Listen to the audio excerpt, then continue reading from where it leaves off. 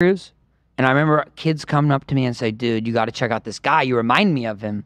And then I watched some of your stuff. And I was like, you're nothing like me. It's fucking funny. Well, you look like me right now. And guess what? It's crazy that I'm here sitting with you. Oh, you're being nice for real? Yeah, I'm trying to just share a moment of sentimental. Thanks, bro. It's crazy because I know there is some origins in Santa Cruz, and we've touched on these things in the past, but yeah, all these years, how many podcasts have we done together? We actually counted. This is 6. No, we've done 6 full episodes, but how many have I popped up and been annoying? Oh. Then it's got to be probably like 10. No, it's way more than that. I called so many times. I called in like casinos and different things. Oh, yeah, that was awesome. I think 15, 20 times. There was the whole I'd say thing with 15. the carriage too. Well, how many tours have you had? Because that's probably how many times you called in. I sometimes will promote tours multiple times. That's true. Hey guys, I'm calling in from the casino. Anyway, that was Olymtree.com. I have shows in Vegas. Well, I owed my uncle a lot of money. That was part of that. Sure. But I will say this: it's pretty magical that someone who came up growing up watching your stuff can be here sitting with you 15 interactions later through these different episodes, 6 full episodes. We're talking about like maybe 15 hours of content just in those 6 episodes, let alone the other ones. So I feel incredibly grateful to be part of this family. Bro. I consider myself in the family. Thank you. And I'm honored to be a part of this. Gila, it's so inspiring to watch you grow and blossom as a fashionista, not just with the stuff you make, but also with the stuff you wear and the way you're presenting yourself is very inspiring. So I'm so happy that you guys found each other and that you both are able to have a family together. I'm scared if there's like a twist to all The twist is the dagger in my back. I want to say, I want to be officially, I want the world to know I am the godfather of Scotty. No.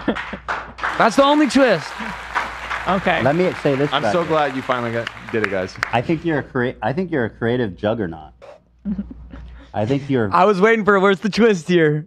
Juggernaut. What do you mean by that? You're like a tour de force of creativity. Like you're unstoppable. Yeah. Mediocre at everything. Jack of all trades. It's like a train that never stops. I have no friendship, no life, and that's one thing I will say is I admire you guys found love. I'm trying to give you a compliment now, and you won't shut the fuck up. Sorry, I don't do these compliments very well. You're a creative juggernaut. Thank you. Not many people in this day and age will commit themselves to their art like you do. Put your limb, put your life, whatever there is of it. You put your money, you put it all down for love of the game. Not many people can do that, and you do it lovelessly too. Like we saw, the views aren't that good. And that shit's not cheap, and that's what I love about you. Views are down heavily. Thank you. But that's to your credit. Thank you. Yeah, and I do love that we have that Santa Cruz connection because I know Santa Cruz is a special place, and it makes sense knowing that you come from a tweaker city like that. Yeah, that's like the main. I just went to school there. I wasn't born there. It's a heroin hotspot. It's a heavy duty drug scene. And I'm lucky. Made it out. I'm lucky to be alive here, standing before you. You made it out. I barely did, and I was so close. I had near-death experiences, and I was a junkie. Did you really? An addict? Yes, bro. I had multiple interactions, and you really did. You were a junkie? There was times that I had done heroin multiple days in a row. Really? I play with fire. I was an idiot kid growing up, high school. Through high school, I was really bad. Were you doing heroin in high school? I was, yeah. Santa Cruz is crazy. It's crazy. So crazy. And I want to say that that's not to glamorize that, but I will say it's not about trying to be like, I'm not an addict anymore. It's about finding the right addictions to fill those empty holes in my soul and try to be addicted to something that can be positive and inspire people and hopefully make the world a little more colorful. And my intention is never to bring darkness, even though for you in that moment, and I apologize I had no idea that I don't use the internet. I'm not reading comment sections. I don't know what's going on, but just know I did. We sidebarred. You just happened to fall on Hitler Youth Against Ethan Klein. We Hate Jews Facebook page. Yes. I'm not involved with any of it, but I will say this. I just want to say people who struggle with addiction, which is most people, it's about learning to find those things that bring you happiness, fill those empty holes in your void that doesn't self-destruct and doesn't harm others. Find something positive, find something you can bring a little color to this dark world. And I just want to say, if a guy like me, a tweaker guy like me from Santa Cruz, could be standing here with the most incredible couple on YouTube, well, you could do whatever. That is inspiring. I didn't know you went through drug problems. Oh, for sure. I would do like 7 drugs at a time. Wow. Really? Yeah. I was very hardcore. I had a few different near-death experiences, and I got kicked out of my house. I used to sell drugs to survive. No. You had a hard time. My parents, they threw all my shit out. They're like, you can't live here anymore, and I was selling hard drugs to survive. What was there a rock bottom, or how'd you get? I mean, the Burning Man story. What's I the told Burning the Man Burning Man story? story. Maybe not. I don't think you told I us never that. told it. Basically, I went on a family vacation to Burning Man, which is the most Santa Cruz sentence. You went with your fam? Yeah. Wow. And one time I came home and they had a whole cola of weed sitting on the table, and I was like, what's going on? I didn't even know that they smoked or anything. Like, we were making brownies for Burning Man. And so with that, me and my family went on this trip, and I brought a shitload of acid. And it was the most strong LSD that I ever had. And my friend, he got it straight from the chemist, and it was like the most And pure how old shit. were you at the time? This was when I was 17. I just Wow. turned 17. Wow. So before my senior year in high school. And I basically was there to try to party, have fun, but I also like wanted to experience the burn, the night of the burn with my family. But every night I would go out and do ecstasy at the raves, blah, blah, blah. And long story short, I was supposed to meet my parents' rendezvous for the night of the burn. And I took a bunch of acid, and I was thinking it was weakened because I'd taken it to other festivals and the heat can damage it. And I took a bunch, and I just was going to take it with my family. I was hoping, but basically I missed the rendezvous spot because I went back to get water and I realized I missed them.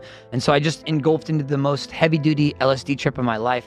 And basically what happened was I had some of those brownies in my backpack, and those brownies were so strong you would just pass out if you took like more than a little bit of it. Your parents made that?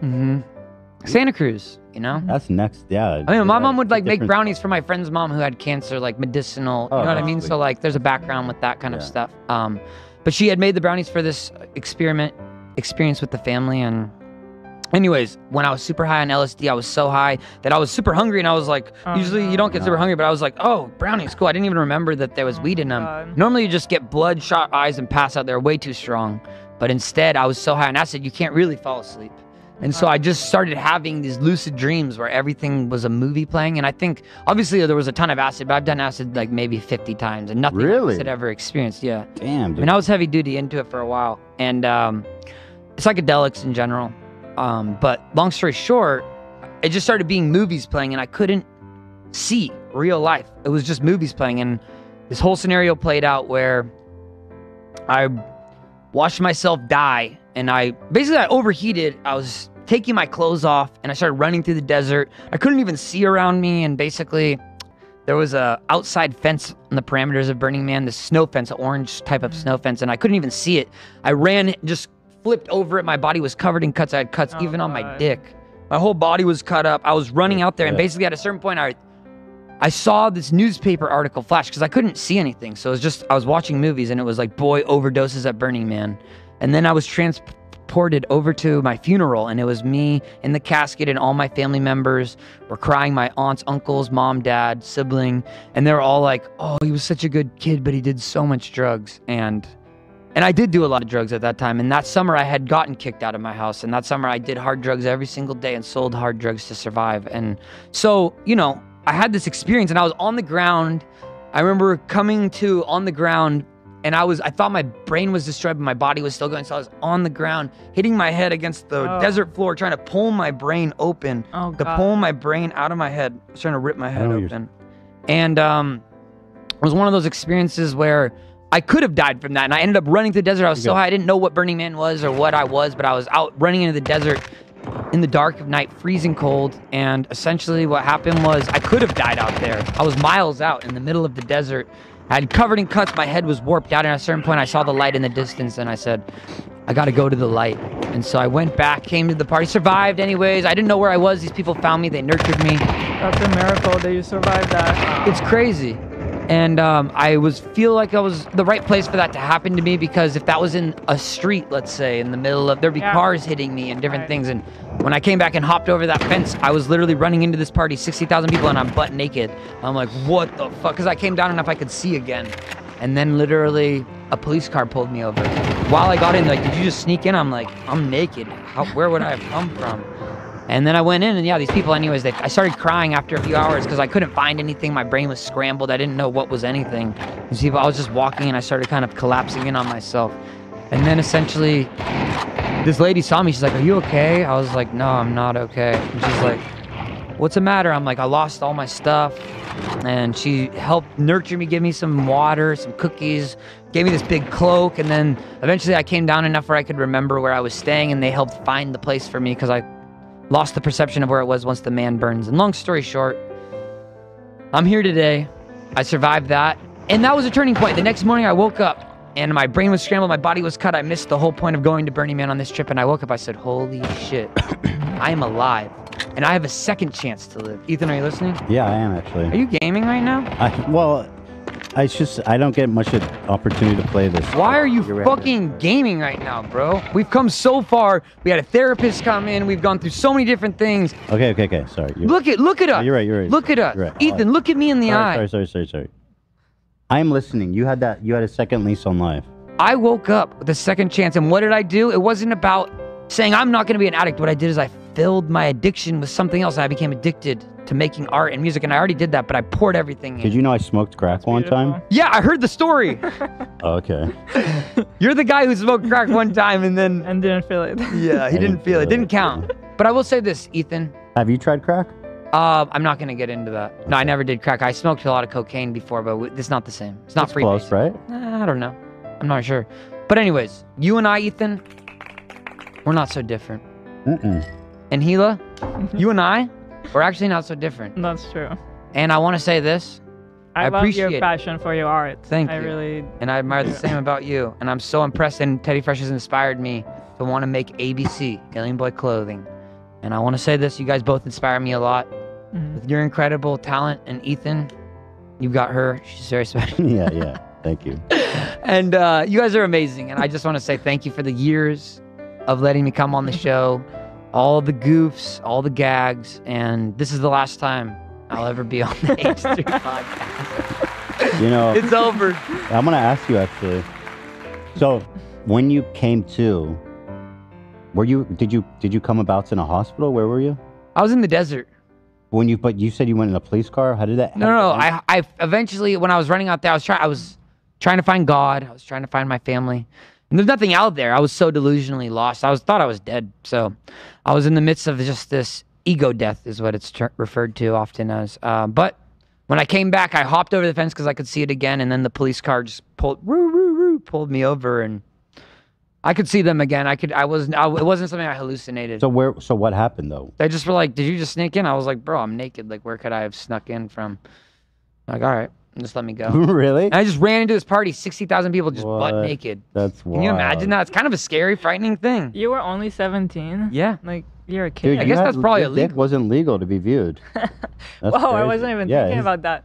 Bro, all those people are straight sex offenders. That cop needs to be arrested. Dude, it was crazy though. I forgot this moment in the thing, but while I was having this manic episode and this crazy experience, I thought I was when I watched the burn, I was like, it was so beautiful. I started tearing up, and then I was like, I thought I saw a BBC truck there because there's people who document it. I don't know if this part was real or not, but I was like seeing press there, and all of a sudden I started talking to them, and I'm like, it was so beautiful, burn. And all of a sudden I was giving a speech, and there was cameras all around me, and then there was hundreds of cameras, and I started just hallucinating. And this has never happened on LSD to me. That's why I think the weed edibles played a big factor, because like I can definitely see that accelerating. Yeah, and so I was seeing hundreds and hundreds of these cameras all around me and newscasters, and then I was like, get the fuck away from me! And it was like PCB. That's when I started stripping the clothes off. I overheated, and I had this big wheel chopper bike, and I was riding it through the desert, and I was like, I don't give a fuck if I hit anybody, and I was like just full demon mode. Whoa.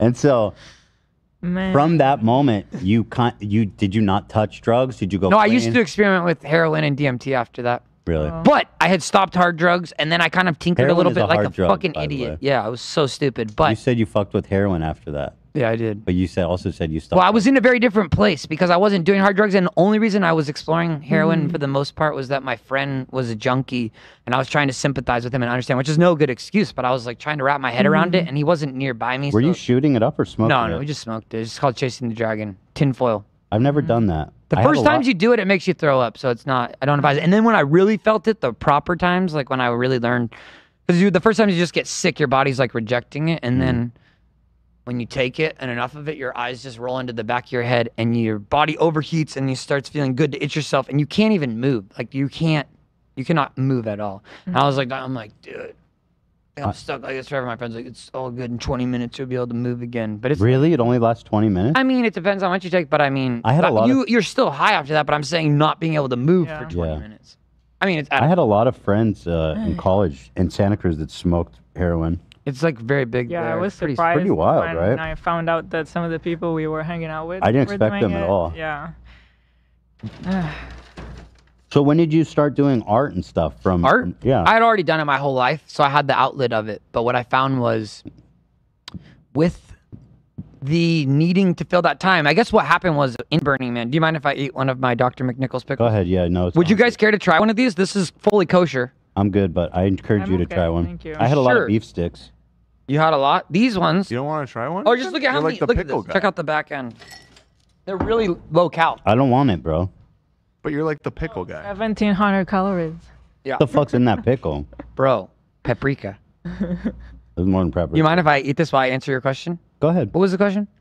The question was, About when art. did you start like pivoting into becoming was I- serious about your art? Right. I was already super serious. I was already signed to an agency when I went to Burning Man. To do what? DJ. I was a dubstep DJ. Oh.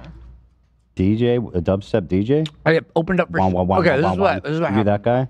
I had an opportunity at Burning Man. I got this. This is before having internet on your phones, different things, but there was an internet bar there. Is this too loud?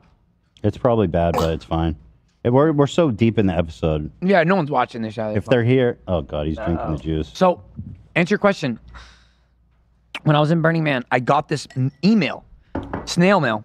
I went to the internet bar, and there was a message from my agent that said, "Hey, we got you." Email's not snail mail, for the record. Okay. Yeah. Well, for a guy like me, it is. What's faster than email? So, they said, we got an opportunity for you to play your first show, opening up at the main stage at the Catalyst. I think it was for Zed's Dead, some EDM artists.